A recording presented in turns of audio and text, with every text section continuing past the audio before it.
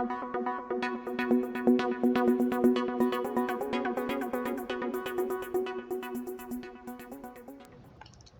chào các bạn đã quay trở lại với kênh YouTube Ông Kính Đọc Truyện TV. Sau đây tôi xin đọc tiếp truyện Ngạo Thế Đan Thần tập 21 với tựa đề Cứu Người. 2 ngày trôi qua, lúc này Trầm Tường chỉ cảm giác chân khí mình vô cùng sung túc, mà lực lượng tinh thần càng là tăng cường hơn rất nhiều. Chỉ cần mở ra thần thức chi hại, liền tính tiến vào thầm thức cảnh tầng 6. Điều này cần lực lượng tinh thần thuần hậu rất lớn. Chuẩn bị xung kích tầng 6 rồi. Trầm Tường hít một hơi.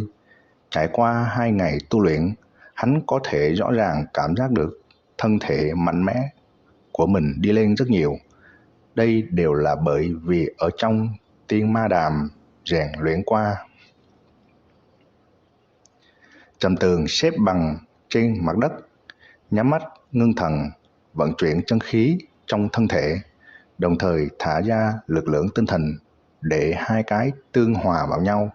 Lực lượng tinh thần đi cảm ứng thần thức, mà chân khí là dùng để đánh tan cửa lớn kia.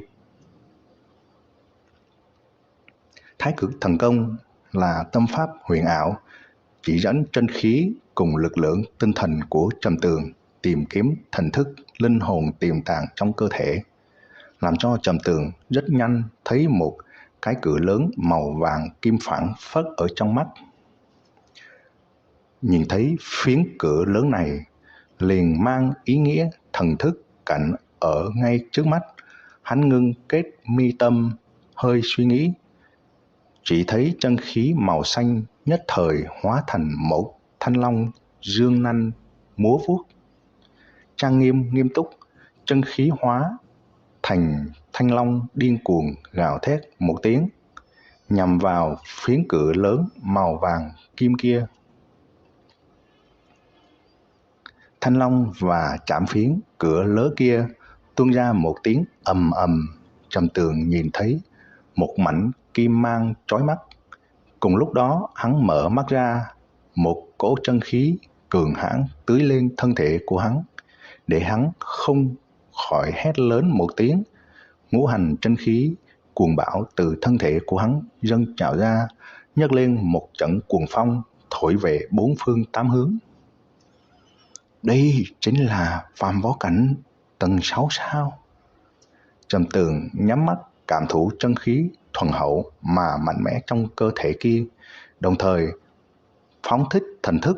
Gió thổi cỏ lay bốn phía đều trong lòng bàn tay của hắn. Trầm Tường mở mắt ra khẽ mỉm cười. Lần này ta có thể dùng chiêu kia rồi. Chỉ thấy phần lưng của hắn đột nhiên bốc lên một ánh lửa. Một đôi cánh to lớn do hỏa diễm hóa thành xuất hiện ở sau lưng. Ánh lửa bùng lên, sóng nhiệt hừng hực, xem ra giống như cánh chim phượng hoàng. Chu tức hỏa dược, bay ra, bay đi. Trầm Tường cười lớn một tiếng. Hỏa dược phiêu động chỉ là mấy cái trong chớp mắt, thân ảnh hắn liền tiến vào bên trong tử khí màu đen. Đây chính là chỗ lợi hại của phàm võ cảnh 6 tầng, có thể thông qua thần thức mạnh mẽ khống chế chân khí ra khỏi cơ thể mà không tiêu tan đi. Vì lẽ đó Trầm Tường có thể thả chân khí trong cơ thể ra, hóa thành cánh, hướng lên không bay lượn. Trầm Tường đứng ở trên tiên ma nhai, hắn thu hồi chu tước hỏa dực. Phải biết có thể đem chân khí hóa thành cánh chim cũng phải cần công pháp phi thường cao cấp mới có thể làm được. Hắn tu luyện chu tước thành công, bên trong đương nhiên có loại vũ khí này. Trầm Tường mới vừa đến trên đỉnh tiên ma nhai, liền nghe được xa xa truyền đến tiếng đánh nhau.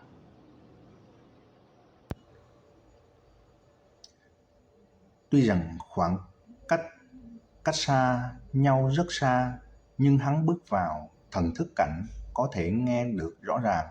Hắn lập tức bay vút qua, nếu như là tranh đấu bình thường, hắn chắc chắn sẽ không qua, nhưng hắn từ tiếng đánh nhau kia lại nghe được động tĩnh vô cùng to lớn, cũng không phải võ giả phổ thông đang đánh nhau. Trầm Tường lặng yên không một tiếng động bay vút qua, hắn đi tới trong một mảnh rừng rậm, chỉ thấy hai thiếu niên anh tuấn đang chìu đấu cùng 5 người áo đen. Hai tên thiếu niên kia xem ra có chút văn nhược, nhưng thực lực bọn hắn lại không tầm thường.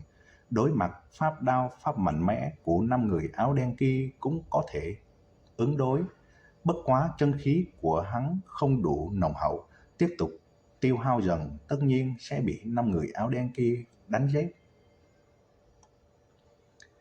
Này thật giống như là hư huyễn kiếm pháp của Tiết Gia, có thể mượn hào quang chiếu rọi để kiếm sản sinh một loại ảo giác, làm cho đối thủ khó có thể phân rõ. Trầm Tường xem qua rất nhiều thư tịch võ công, cho nên hắn một chút liền có thể nhìn ra.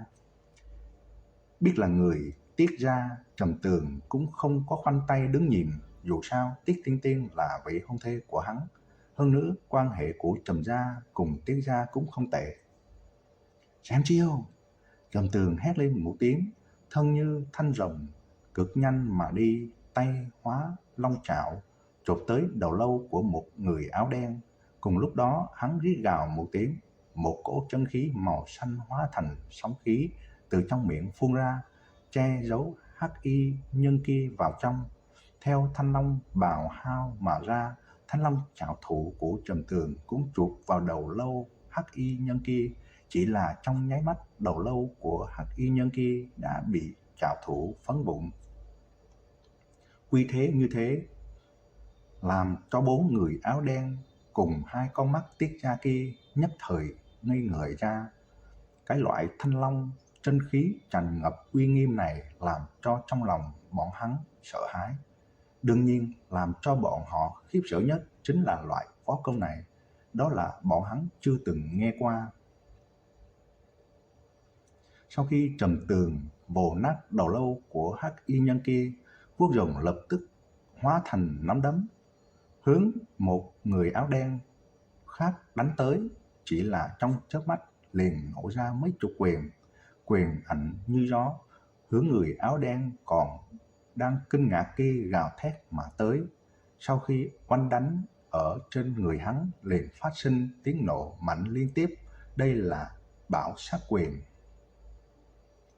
Chân khí nồng hậu, Trầm Tường thi triển bão sát quyền càng là thổi buồm xuôi gió, không cần phải lo lắng sẽ tiêu hao chân khí, mà mỗi một quyền nổ tung uy lực đều vô cùng lớn lao, khó có thể chống đối. Huống chi là hắn trong nháy mắt liền nổ ra nhiều bão sát quyền như vậy. Lại là một trong nháy mắt, Trầm Tường lại đánh bại một người áo đen. Lúc này 2 người thiếu niên Tiết Gia kia đều phản ứng lại, vung kiếm tiếp tục công kích.